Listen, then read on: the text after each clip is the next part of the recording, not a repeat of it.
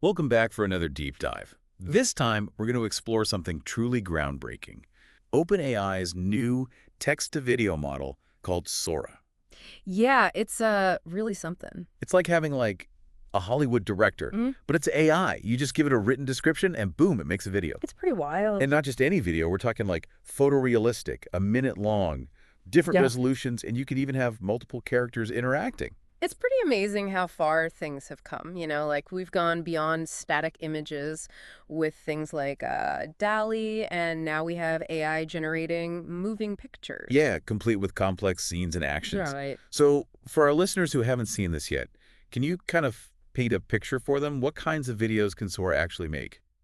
Well, I mean, imagine like a stylish woman walking down a street in Tokyo all lit up at night. Oh, wow. Sora can it nails the city, but also captures the atmosphere and even the dampness on the street reflecting the lights. So it really does feel real. It's like you're there. Yeah. Or think about this, like a herd of woolly mammoths walking across a snowy meadow. Oh, yeah. Sora can render the animals, the landscape, even the lighting, all with stunning realism. That's crazy. Yeah. I saw on the website that it could even do kind of more imaginative stuff. Like I saw something about a pirate ship battle, but inside a cup of coffee. Right, right. Yeah, and that really shows what Sora can do with surreal and imaginative visuals. It's not just recreating what we see, it's blending it and bending it in ways that, well, we just haven't really seen before. Yeah, that's crazy. So it seems like it understands what you're trying to do, not just the words themselves, Yeah. right? Like it gets the context. Right, exactly. It's not just matching keywords to stock footage or something. It's getting it. It gets the context of what you're asking it, like the relationships between things in the scene, the actions, the mood you're going for, all that. Okay. OpenAI has this one example where it's like a little dwarf raking a Zen garden. Oh, I saw that. And it's inside a glass sphere. So Sora not only gets all the little details right, but it also creates this sense of peace and tranquility through the lighting and camera angles. Right. Like if you were to describe that to a person, Yeah, it's picking up on those cues. they would get it, and then Sora also gets Yeah. it. And it can even create multiple shots within the video, keeping the characters and the style consistent. Yeah. It's like an actual filmmaker planning out a sequence. Yeah, it's pretty wild. That ability to keep everything consistent from shot to shot really sets it apart from anything we've seen. It almost shows an understanding of narrative structure, how scenes fit together to tell a story. Yeah. How to make a movie, basically. Yeah. So how does it even work? It almost feels like magic, right? Well, yeah, it's some pretty sophisticated technology. Okay. Sora uses what's called a diffusion model. Okay. So think about it this way. You have a perfectly clear image, and you slowly add noise to it until it becomes totally unrecognizable. A diffusion model works in reverse. It starts with that noisy image and learns how to remove the noise bit by bit until, well, you get that clear image back. Okay, I see. Or in Sora's case, a video. So it's like cleaning up a super blurry video. Yeah, kind of, yeah. But instead of messing with the pixels directly, Sora is actually adjusting the math, the parameters that control the noise. Wow, okay. And all this is powered by a what they call a transformer architecture, Okay. similar to what they use in large language models like GPT. Okay. And this lets Sora process information in a really complex way, Learning from tons of data. Yeah, tons of data so it can understand the nuances of visual storytelling. It's fascinating how those concepts from language are now being used for visuals. Totally. And they've even taken this technique called recaptioning from DALL-E 3, Okay. where they generate detailed descriptions for the training data. Okay. So it helps Sora really get what the text prompt is asking for. With amazing accuracy. Yeah. Okay. But of course, every technology has its limitations, right? Right. Of course, no technology is perfect. So what are Sora's? Well, OpenAI's been pretty open about the areas where Sora needs some work. Okay. For example, it can sometimes struggle with complex physics. Okay. Like they had this example of a cookie where someone takes a bite, Right. but the bite mark doesn't look quite right. Right. Yeah. It's a small detail, but it's those little things. Yeah.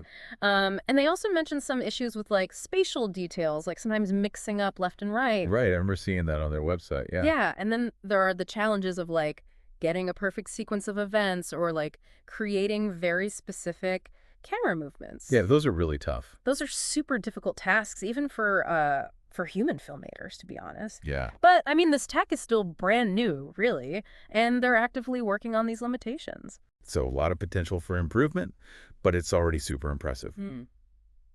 Makes you wonder, though, with something this powerful, what about the potential for, misuse? Yeah, that's a good point. Like somebody Well, could use this to create fake news or spread misinformation, right? Absolutely. Anytime you have a technology that can create something as realistic as this, it's a concern. Yeah. Especially with elections coming up and all the political tension we have, it sounds like OpenAI is at least aware of these concerns and taking some steps to address them. Yeah, definitely. They're taking a multi-pronged approach to safety, which is good. Okay. Like, for example, they brought in what they call red teamers. Trade teamers. Yeah, these are like experts in misinformation, hate speech, all that. Oh, okay. And they basically try to break the model. They try to get it to make bad stuff. Yeah, they try to trick Sora into creating harmful content. So it's like ethical hacking, but for AI. Exactly. Exactly. Ethical hacking for AI. It's like a way to try to find vulnerabilities so they can fix them. Okay, so they're thinking ahead, trying to anticipate the problem. Exactly. Exactly. So what other kind of safety measures are they taking? Well, they're also they're working on tools that can help detect these videos that are made by Sora. Oh, okay. It's like a digital fingerprint that can help identify if a video is real or if it was made by AI. Interesting. And they're also going to use something called C2PA metadata. C2PA, what is that? So it's basically a way to embed information about where the video came from and how it was made. Okay. So it's like a digital chain of custody to, verify whether a video has been tampered with or not. Right, so it's harder to fake things. Okay, that makes sense. So they're working on preventing bad content and also making it easier to identify if something does slip through the cracks. Right.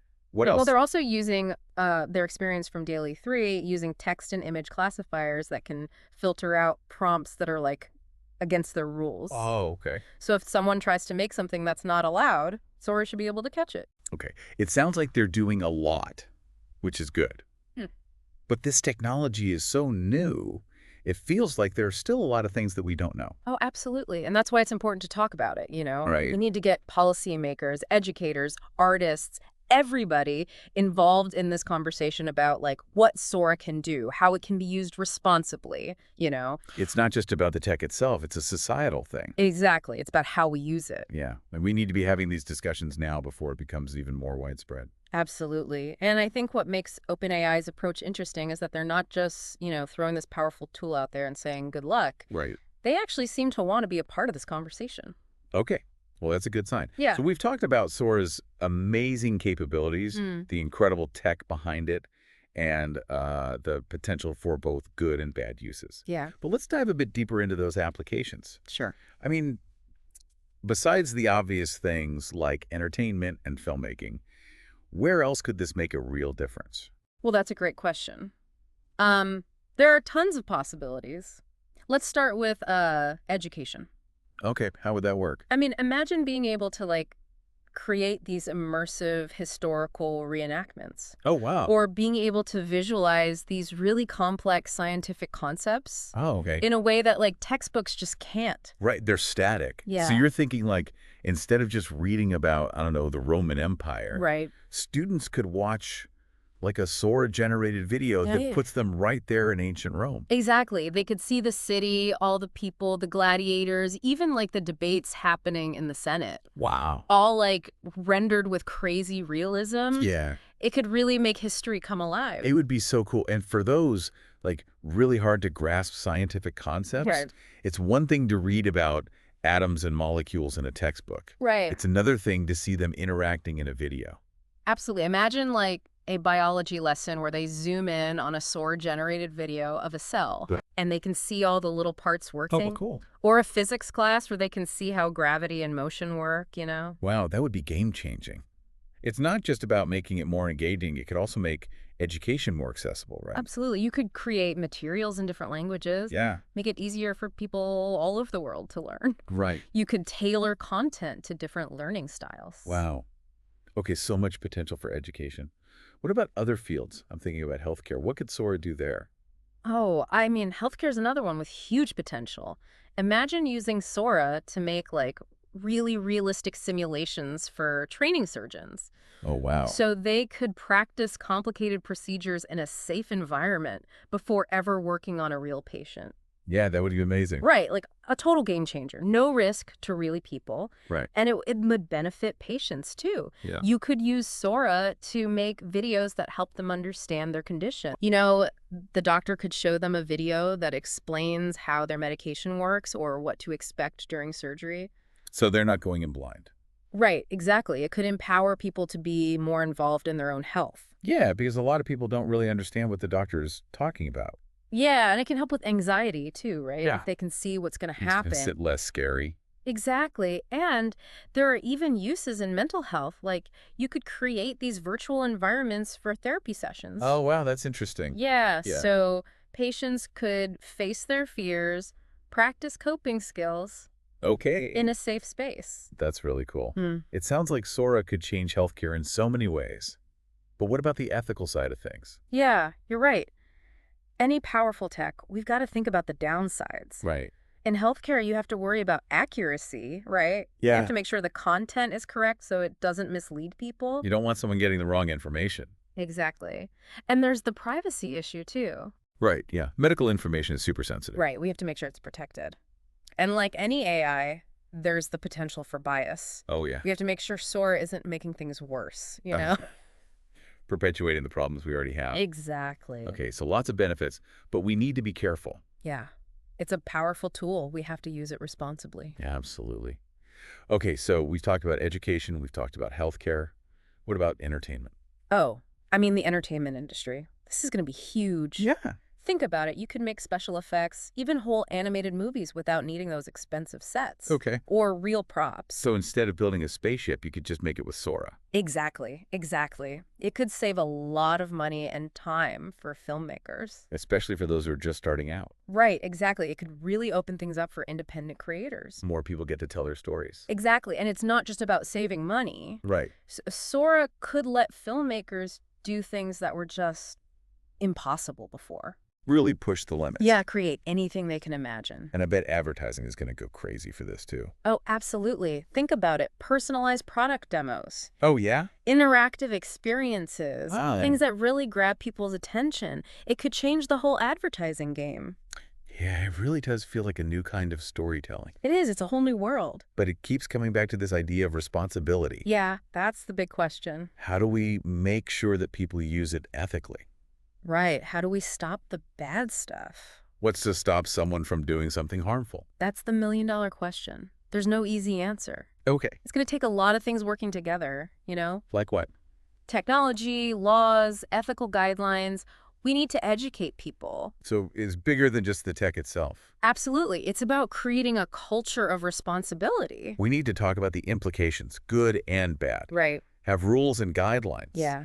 And teach people how to be smart about what they see online. Exactly. It's a lot, but we have to do it. Absolutely. We're in uncharted territory here. We are. We all have to work together to make sure this is used for good. Okay, so we've covered a lot. Education, healthcare, entertainment, marketing. Right. We've talked about ethics. Yeah. I want to go back to the technology for a second. You mentioned that Sora is this diffusion model. Right.